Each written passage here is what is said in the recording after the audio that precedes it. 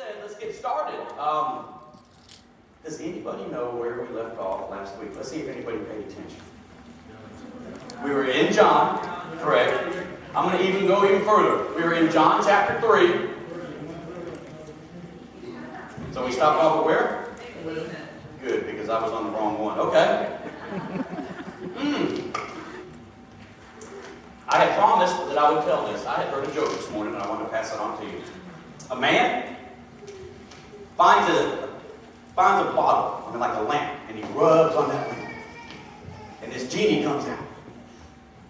And this genie pops up and says, I am here to grant you any wish that you want. Whatever you want, I will grant it.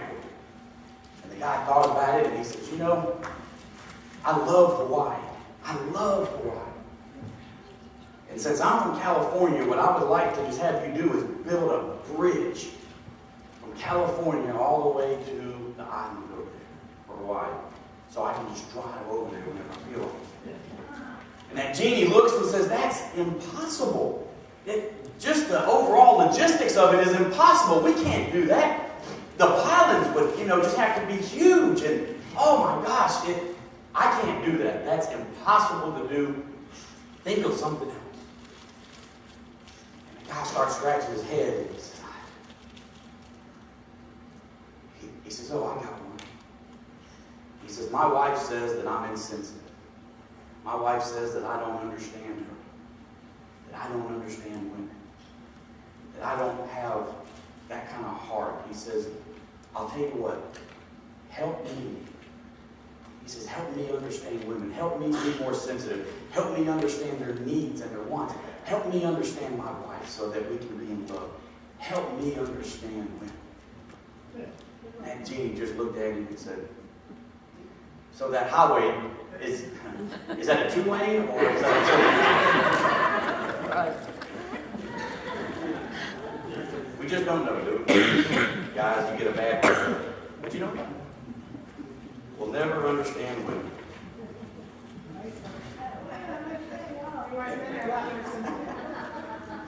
Now, if you have any bad letters to write, I want you to write that to the church, care of Sherry. Okay.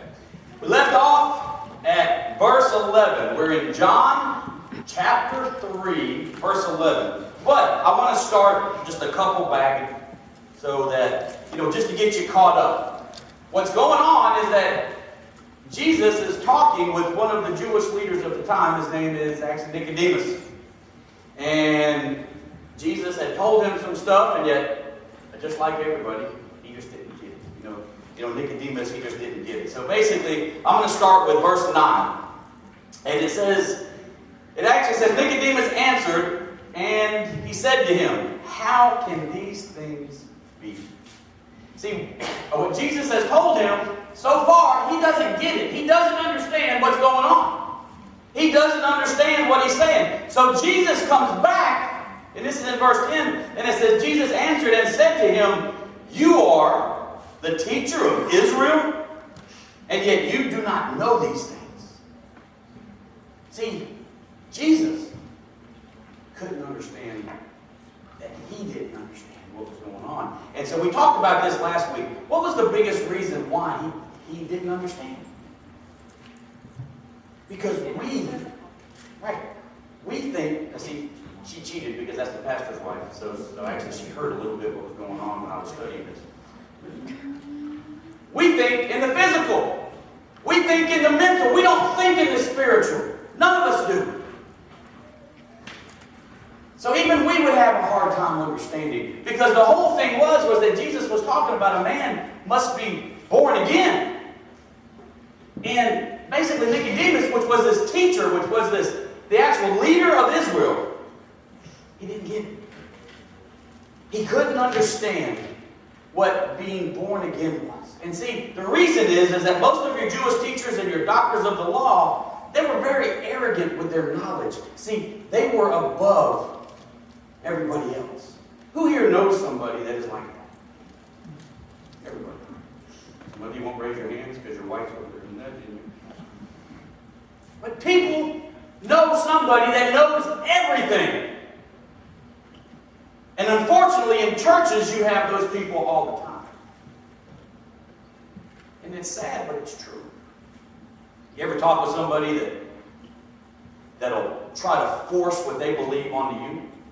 Well, this is what the Bible says, and I actually read this yesterday, and this is exactly what it means, and this is what it says, and I don't care what you tell me, I understand. We always find those people, don't we? They'll argue with you. See, I don't ever argue with anybody over the Bible issue, because God might show me something that He might not show you, or God might show you something that He just hasn't shown me yet. See, that's what's beautiful about this. Do you know that this book is called the Living Word? There isn't a book out there that you can go get that is called the Living Word. Why is it called the Living Word? Because God talks to you through His Word. And if you're not reading His Word, then you're not having a conversation with God. See, we talk to God by prayer. God speaks to us through His Word. The living Word.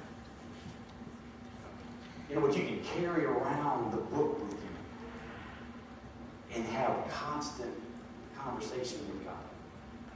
I know that I actually just told y'all this a bunch of times. I used to, actually still do. But I used to read this old Bible that I had found, and it was my dad's. And basically, when I had first got saved, I would open it up, and I'd be going through something terrible, just a horrible time in my life, and I would open it up, and I would see a date, 1969, June, whatever the date was, and it would be written down, and it would be the answer to what I was going to do at that particular time. It was incredible. It was like I would be going through this problem, and I would open it up, and I wouldn't even have to look, and it was just there. And that was my dad had wrote it down back then because he had went through the same problem, I guess. And so God would answer my question, 50 years later? Isn't that amazing? The living Word. The most incredible book that you'll ever have, you'll ever own. And it just brings tears to my eyes that most people will never read. But they were very arrogant about their claims because they knew more than everybody. And yet Nicodemus should have known what Jesus was talking about because he was the leader of Israel. He was the teacher of Israel. People would come to him and say, I don't know this. Would you please answer this for me? He was supposed to know. He should have known. Because it was told in the Old Testament. It was in Deuteronomy. It was in 1 Samuel. It was in Psalms. It was in Ezekiel. It was in Jeremiah. It talked about being born again. What does being born again mean? You have to have a changed heart. For those of you that there might be somebody in here that doesn't really understand about salvation, what it is, when they talk about being born again, is that you must have a changed heart. See, we're born into a sinful world. And we get caught up in the world. We get caught up in what the world says to do. It pulls us in every different direction except the right direction.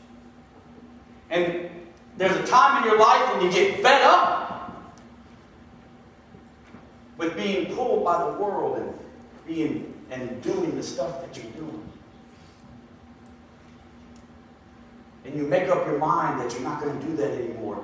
And then you say, God, I can't do this anymore. I have done everything my way, and it's just fell apart. What can I do, Lord? God says, just follow me. And He comes into your life and He changes your heart. And it's like this. You're going this way, and then all of a sudden you stop and you turn and you go the other way. Changes your heart. And see, Nicodemus should have known this because the Old Testament was full of that, of telling you about changing your life, changing your heart. He actually should have known, but he didn't. And yet Jesus, he actually just goes on and he says, He says, most assuredly I say to you, we speak what we know and testify. Now, actually, who's we? Who is he talking about? We, the disciples, himself, and his followers. They tell of what they know. They testify of what they know. And then he goes on to say, we tell you all of these things.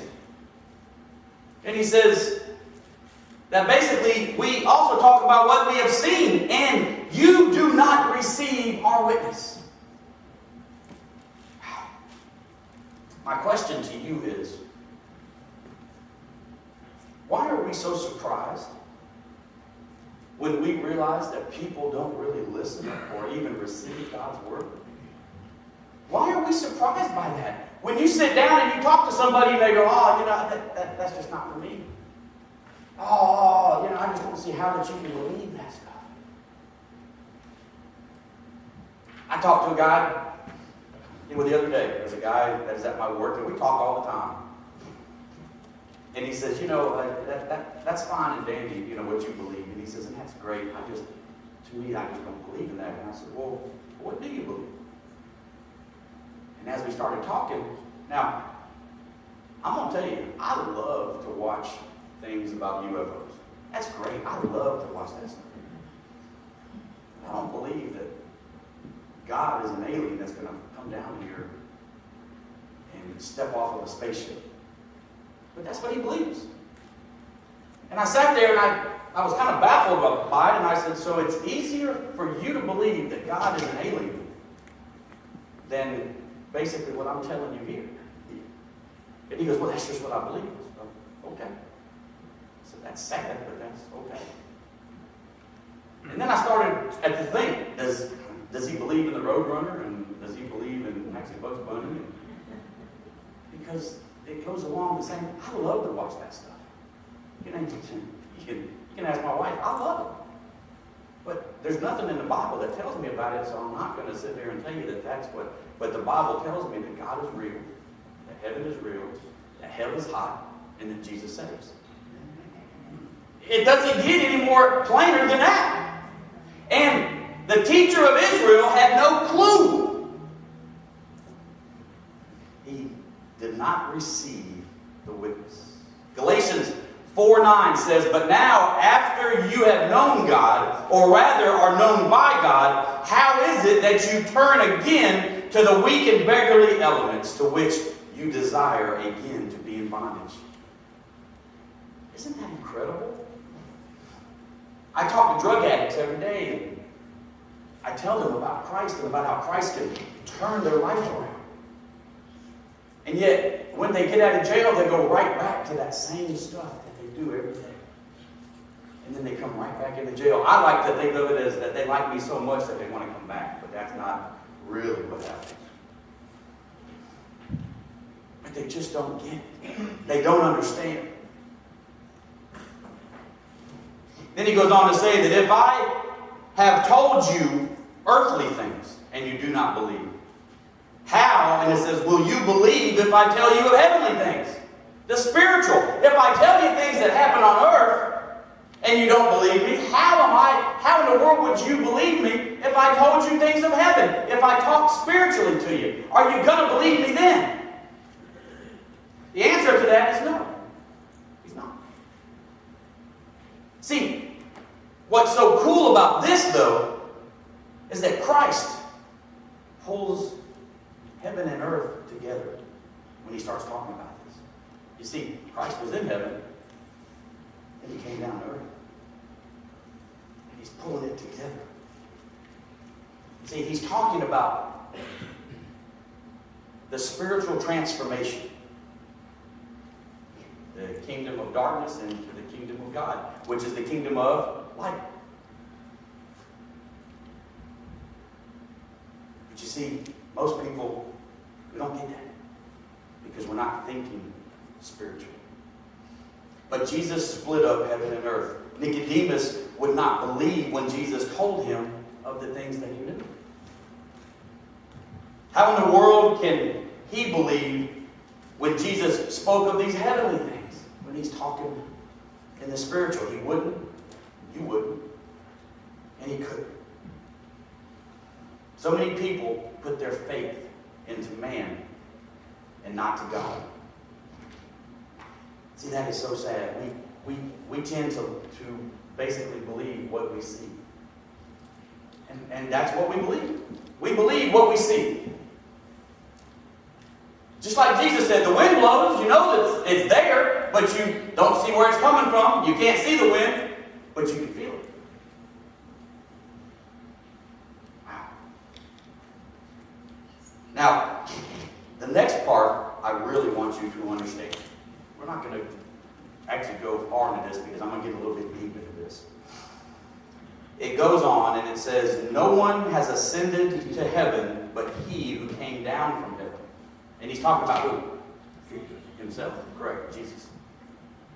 Then he said, that is the Son of Man who is in heaven. He's talking about himself. Then he says, and as Moses lifted up the serpent in the wilderness, even so the Son of Man must be lifted up. Now, I've had people ask me about this. Well, what is he talking about? He lifted up the serpent. Moses had a brass snake that he actually lifted up. Has anybody ever wondered why he lifted that up? Has anybody ever even read that? Or do you do what most people do and just speed read it? Just go right through it and not even think about that. See, that is very important. Moses had lifted up a serpent. You see, Jesus taught that in himself, heaven and earth would meet. So what does that have to do with a serpent? Well, what does the snake represent? See, there's a lot of symbolism in here. What does the snake represent? The people who were bitten by this fiery serpent, they experienced this poison that would go through their body. Wow. Spreading their pain and even causing death. But let's not look at it in the physical right now. Let's look at it in the spiritual. Let's actually look at what I just said in the spiritual. Okay? What does the snake represent? The snake represents the serpent in the Bible. And that serpent represents the world. And we live in that world. And that world, it spreads all of its actual diseases. And it just goes through us. And it causes us so much pain. It even causes us death. Spiritual death. Wow. Symbolically, it is basically the world lying in its own misery. So, basically, it's own misery, it's its own restlessness, it's spiritual death, which comes from the serpent when he had his victory in the garden. Has anybody ever thought of that when they have read that about he held up a brass serpent? Well, why did he hold it up? Well, lifting it up means basically recovery. Salvation.